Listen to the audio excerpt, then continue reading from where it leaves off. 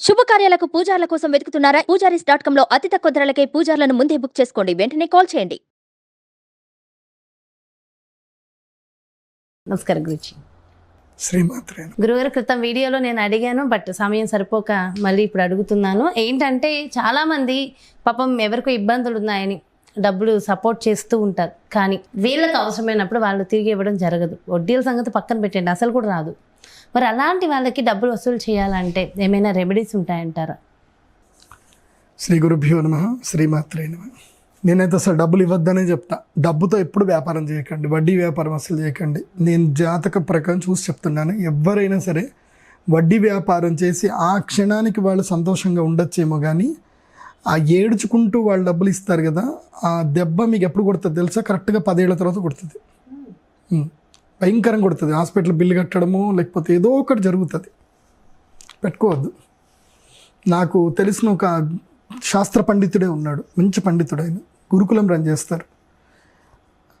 ఆయన ఊరికే శనిదానాలు తీసుకోవడం చేస్తుంటే నేను అన్న వద్దన్నా, శనిదానాలు మనకు వద్దన్నా, ఏదో మనం యాగాలు చేసుకుందాం. ఎందుకనంటే ఏదో జోషి కావాలి కదా డబ్బులు అని చెప్పేసి అన్నాడు. సరే నీ ఇష్టం అన్నా అని చెప్పాను. వాడి కూతురు పిల్లలు బస్ కింద పడి చనిపోయింది. కూతురు దారుణంగా చనిపోయింది. ఏం లేదు, బండి మీద వెళ్తున్నారు పిల్లలు, వెళ్ళేటప్పుడు సడన్గా పడిపోయింది, వెనకొచ్చి బస్సు తీసుకెళ్ళిపోయింది. అయిపోయింది. వాడికి ఆ దుఃఖం, ఆ డబ్బులతో తిరిగి వాడి పిల్లల్ని పొందలేడు. అట్లా ఈ వడ్డీ వ్యాపారం చేసేవాళ్ళు కానీ, ఎక్కువగా ఇది చేసేవాళ్ళు కానీ, ఎవ్వడికి ఒక దగ్గర ఎక్కడ పట్టని కొడుతుంది. కాబట్టి వడ్డీ వ్యాపారం చెయ్యకండి. ఓకే. అండ్ ఈ ఇంటి అద్దెల మీద బతుకుదామని కూడా కొంతమంది అనుకుంటారు. అది కూడా మంచిది కాదని చెప్తాను. నేను అది కూడా చూశాను. నేను ఈ మధ్య కాలంలో ఒకళ్ళు వచ్చారు, వాళ్ళకి దాదాపు 32 ఇండ్లు ఉన్నాయి. వాళ్ళకి 32 ఏళ్ళ నుంచి వాళ్ళకి నెలకి ప్రతి ఇంటి నుంచి 5,000 రూపాయలు 10,000 రూపాయలు అట్లా ఇది వస్తుంది, అద్దెలు వస్తాయి. కానీ వాళ్ళకి వాళ్ళ వంశంలో ఇప్పటిదాకా ఒకళ్ళకి పెళ్ళయింది లేదు, పిల్లలు పుట్టింది లేదు. నా దగ్గరికి వస్తే నేను సరేరా నీకు పెళ్ళి అయ్యేటట్టు నేను చేస్తానని చెప్పాను. వాడికి పెళ్ళి అయ్యింది, ఫైనల్గా పెళ్ళి అయిపోయింది. వాళ్ళ వంశంలో ఎవరికి కానీ వీడికైంది పెళ్ళి. కానీ నేను చెప్పా, పెళ్ళైన తర్వాత రావాలి, నీకు రెమెడీ చెప్తా చేసుకో అన్న. రాలే. 8వ నెల గర్భం నష్టమైంది. అది ఎంత బాధ. ఏడ్చుకుంటూ ఎవడైనా మనకు డబ్బు ఇస్తే ఆ డబ్బు ఎప్పుడు కూడా మనకి కాదు, అది మనకు ఉపయోగపడదు. వడ్డీ వ్యాపారం చెయ్యకండి. మీ అందరికి చెప్తుంది, వడ్డీ వ్యాపారం చేయకండి.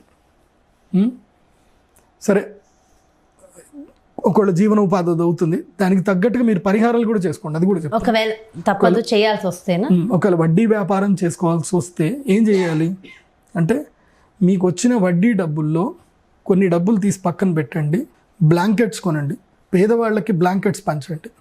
అట్లాగే స్కూల్ పిల్లలు ఉంటారు కదా, ఇప్పుడు మనం ఆంధ్రప్రదేశ్లో కానీ ఎక్కడికి వెళ్ళినా సరే స్కూల్ పిల్లలు ఉంటారు.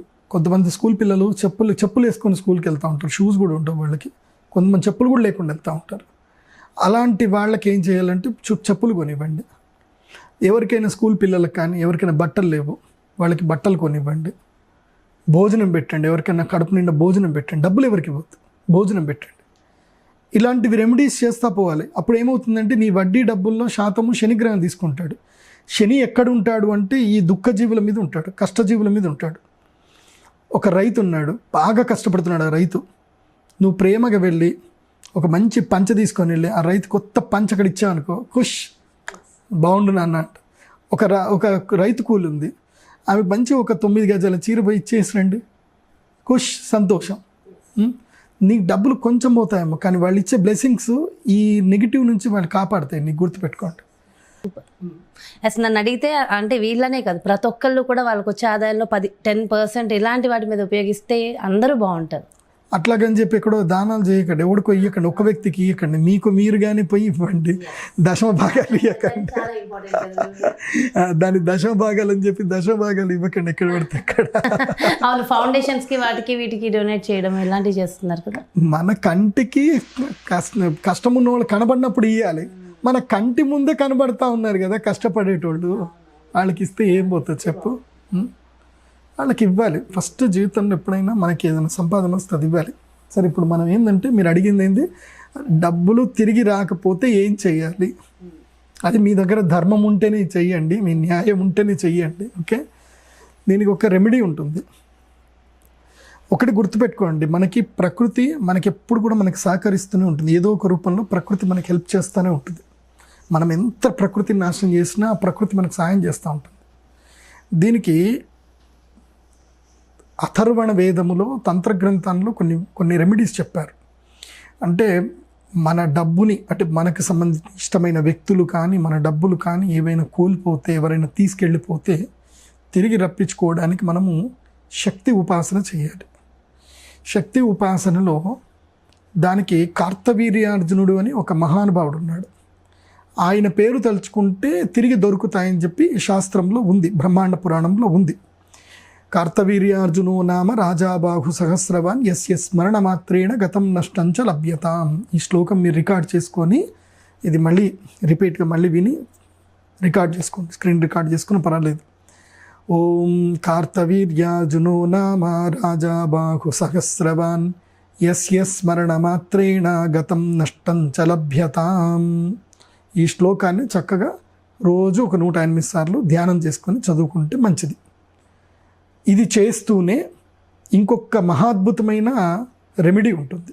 ఈ రెమెడీ చెయ్యాలి అని అంటే మీరు కొంచెం మంచివాళ్ళుగా మారిపోవాలి. మీరు మంచోళ్ళు అయితేనే ఈ రెమెడీ మీకు పనిచేస్తుంది. మీరు మంచోళ్ళు కాకపోతే ఈ రెమెడీ పనిచేయదు. మీరు మంచోళ్ళైనా కాదా ఒక్కసారి మీరు కళ్ళు మూసుకొని సెల్ఫ్ అనాలిసిస్, ఆత్మావలోకనం చేసుకోండి.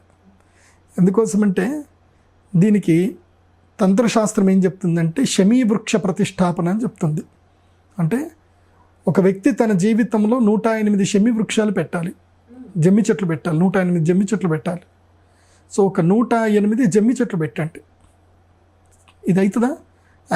ఎక్కడవుతుంది అయ్యగారు, 10 లక్షల రూపాయలు రావాలి కానీ 108 చెట్లు పెట్టడం అంతటైతే కాదులేండి, ఇంకోటి ఏదైనా ఉంటే చెప్పండి అంటే మాత్రం నా రెమెడీస్ చూడకండి, నా వీడియోస్ చూడకండి. ఎందుకోసమంటే నేను అందరిలాగా కాదు. మీరు లవంగం జేబులో పెట్టుకోండి, యాలక్కుల జేబులో పెట్టుకోండి, డబ్బులు వస్తాయి అని చెప్పే రకం కాదు. నేను నేచర్కి అంబాసిడర్ని, రిప్రజెంట్ని, నేను నేచర్కి రిప్రజెంటేటివ్ని. ఓకే, మీరు నేచర్లో 108 ఏవైతే కనుక జమ్మి చెట్లు పెట్టారనుకో, జమ్మి చెట్టుకు ఒక గుణం ఉంటుంది. మీరు బీడు భూమిలో పెట్టిన జమ్మి చెట్టు పెరుగుతుంది. జమ్మి చెట్టు కింద మీరు ఏ చెట్టు వేసినా పెరుగుతుంది. వేరే ఏ చెట్టు నీడలో ఇంకో చెట్టు పెరగదు, కానీ జమ్మి చెట్టు నీడలో మాత్రం చెట్లు ఇంకా బాగా పెరుగుతాయి. జమ్మి చెట్టు నీడలో ఉండే మట్టి ఒక 100 రోజులు జమ్మి చెట్టు నీడలో ఆవు పెండ మట్టి కలిపేసి వేయండి, అది మహాద్భుతమైన ఎరువు తయారవుతుంది దానికి. ఓకే, అంటే యాక్చువల్లీ ఆవు పెండ అంటేనే ఎరువు, కాకపోతే జమ్మి చెట్టు కింద ఉండే మట్టి కూడా ఎరువు కింద పనిచేస్తుంది, చైతన్య శక్తి వస్తుంది. అలా జమ్మి చెట్లు పెట్టాలి. ఇది మీ జీవితంలో గుర్తుపెట్టుకోండి.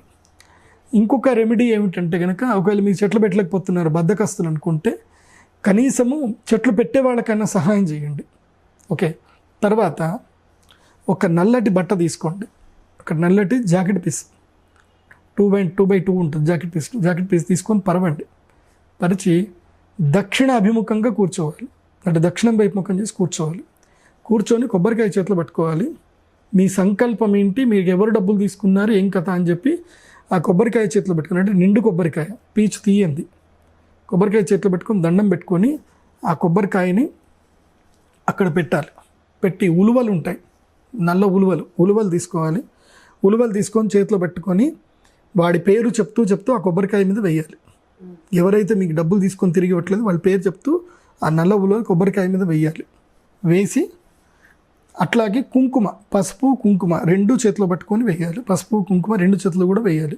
అంటే మీకు డబ్బులు తొందరగా రావాలి అని చెప్పి ఈ యొక్క దత్తాత్రేయ మంత్రం చెప్పండి, సరిపోతుంది. సింపుల్ మంత్రం, ద్రాం దత్తాత్రేయాయ నమః, లేదంటే ఓం క్లీం మహాకాళియై నమః. ఓకే, ఈ మంత్రం చెప్పండి. మీకు ఏది కుదిరితే ఆ మంత్రం చెప్పుకోండి. ఎందుకోసం అంటే కార్తవీర్యార్జునుడి యొక్క గురువే దత్తాత్రేయ స్వామి. మనం కార్తవీర్యార్జునుడికి తలుచుకుంటే తప్పకుండా దొరుకుతుంది. అలాంటిది గురువుని తలుచుకుంటే కార్తవీర్యార్జునుడు పనిచేసి పెడతాడు, ఇంకా డౌట్ లేదు ఇంకా. సో అలా పసుపు కుంకుమ వేయాలి. వేసి తర్వాత నల్లటి పుష్పాలు దొరకవు, ఎర్రటి పుష్పాలు కనుక వేయండి. నల్లటి పుష్పాలు వేస్తే నల్లటివి కానీ బ్లూ రంగు పుష్పాలు వేయాలి. శంకు పుష్పాలు, శంకునీల పుష్పాలు దొరికితే అవన్నీ వేయండి. వేసి ఒక రూపాయి బిళ్ళ వేయాలి. రూపాయి బిళ్ళ వేసి ముడి పెట్టేసేయాలి, కట్టేయాలి. కట్టేసి ఏం చేయాలి, శనివారం రోజున శనివారం రోజున కానీ, పుష్యమి నక్షత్రం రోజున కానీ, ఆర్ద్ర నక్షత్రం రోజున కానీ, లేదంటే అమావాస్య రోజున కానీ, ఈ రోజులలో ఆ నల్లటి బట్టను తీసుకొని వెళ్ళి జమ్మి చెట్టుకి ముడుపు కట్టాలి. కడితే వెంటనే మీకు శత్రుబాధ నివారణ అవుతుంది, మీ డబ్బులు మీకు తిరిగి వస్తాయి.